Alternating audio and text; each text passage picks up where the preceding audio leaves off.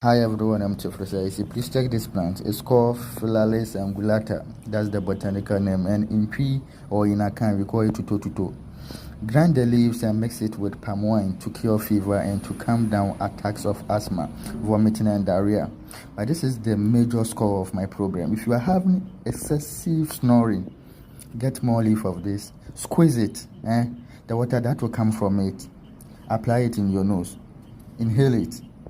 Okay, you can add small water to it and inhale it. Thank you.